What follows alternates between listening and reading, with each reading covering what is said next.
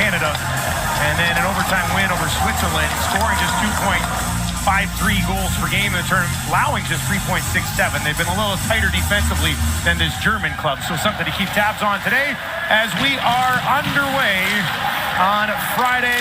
Two big ones later to come. Up there with him on the forecheck as well. Schaefer pins his man along the boards, comes back to the blue line. Ondell, nice move, picks his way into the high slot, throws it across. Quick shot, and Bredell got a pad on that one. Is it time? He's been very good, but you watch what Germany's doing. You've got a high forward. Watch Coach 16. He stays high. He knows he's going to be in a high defensive position. Now he becomes the offensive shooter. Goes from the high position, opens up for a beautiful one-time wrist shot. If he could have wound up and got a little more on that, he probably would have been able to elevate it for a better chance. Nicholas Hempel slides down from the point, drops it off. Ondell. Back to Hempel. That one. Rebound. They jam away. Just wide. Looked like a Slovakian player got high and wide. And here's this opportunity off a rebound. It stays loose. Tush, nice job of keeping us alive, but you can see Tomašković comes down, drops to one knee. Clear. Really good job in that situation, but he should have changed and got the stick earlier in the shift. Hovan into the slot. They'll throw it across. Svrček, a great chance. Couldn't bury. Another look at it now, and Sturman's there. Got enough of it with his left arm to keep it out. Opportunity so far. Mikhail Svrček gets the puck behind the net, and the little tic-tac-toe. He misses the first opportunity. He fans on it, regroups it, and he just can't find the opening high enough. He was trying to go up under the bar, but as the first shot, he kind of fanned on the first shot, and that one, he just wasn't able to elevate it. As Sturman was coming across, and he's quickly picked up. Ondell has that stick now out there. Plays it up the right side. Lewandowski skates onto it.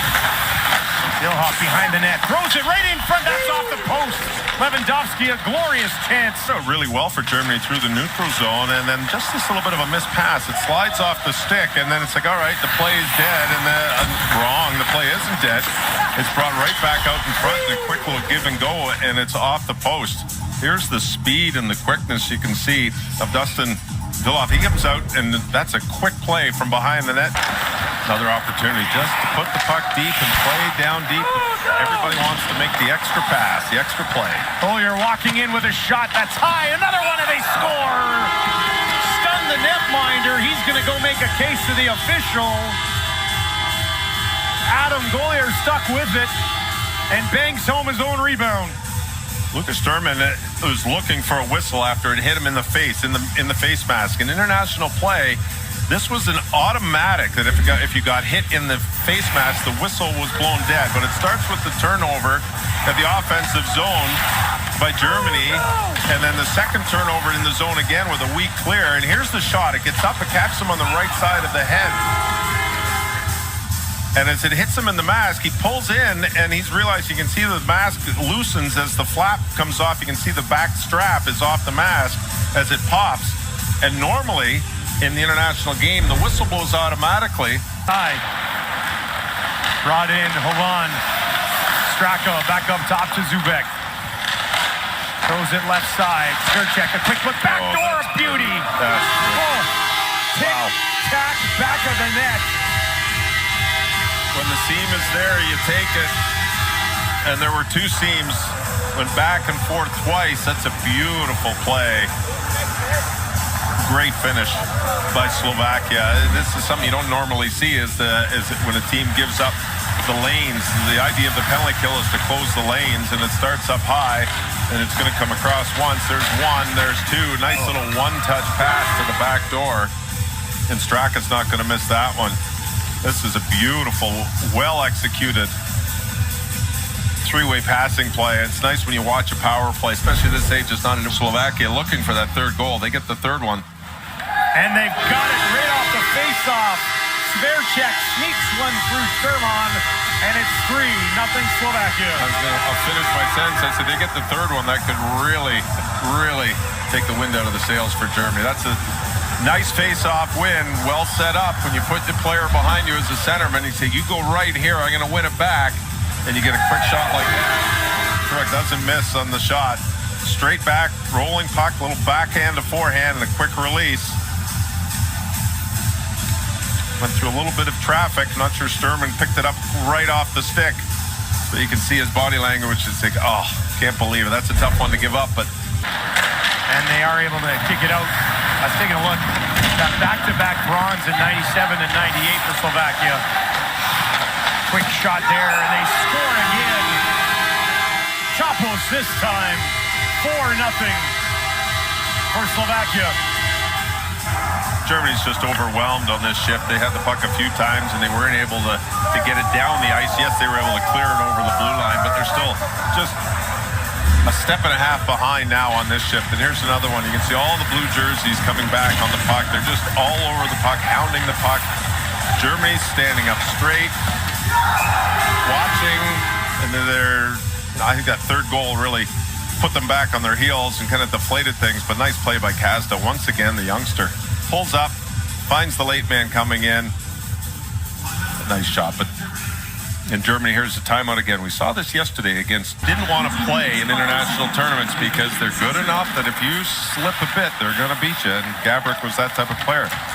Now here's a turnover, a chance for Germany, and they get on the board. Gable finishes it on a nice feed from Wilhoft. Timeout worked. It did work. Wilhoft, there's the guy you want to bring energy to your team. You talk get it up quick, but it's the turnover right here. Just quick underneath. He gets in, gets the puck.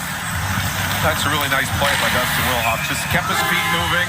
No quit in the play. Look at his feet are going. Takes about 4 strides. Gets up. Uses his diminutive size to get underneath to create the opportunity to make the pass. And Gable just quickly releases it up and under the bar. See if this full zone was bobbled. He'll get it right back to him on the near boards. This time he'll just hammer it in. Turned over in the corner. Sent out front, and they got another one. No mistake there. Griva goes far down. And Richard Griva has his second of the tournament. Get in on the forecheck. Create the turnover. A little sloppy play behind the net. Again, pushing it, just get the puck deep. And here's your miscommunication. I've got the puck. Whoop. Probably should have reversed it, knowing that there was going to be nobody there. That's where your D. This is a learning moment. Cordell's like, should have reversed that, but probably nobody telling him where to go with the puck. Nobody communicating. And he gives it away. And he's not able to get back as Richard Griva goes bar down. His brothers set him up. That's 5 minutes. They found it again, which is nice to see. Straka, though, has a man ahead, flips it up. Tomek walks in, and he'll bury it for Slovakia. 5-2 with 5th place within their grasp now. That's difficult when your net's empty and you lose a draw and you lose possession and you've got everybody on one side of the ice. Slovakia, it's almost a set play. It's throw it around and one player take off and really stretch the zone. It's exactly what they did. You don't have possession of the puck and you can see the goal scorer coming. He comes through the circle and he just takes off. It's like, oh, we got the puck, one guy go, and we'll see if we can get it up high in the zone. That's exactly what they do. Executed perfectly off a face-off win. Germany had an excellent start to this game, but that push at the beginning didn't lead to anything for them, really. Yeah, absolutely. Their first 10 minutes was the best first 10 minutes of the tournament, but they weren't able to capitalize and they just ran out of gas in the third as Slovakia turned it up.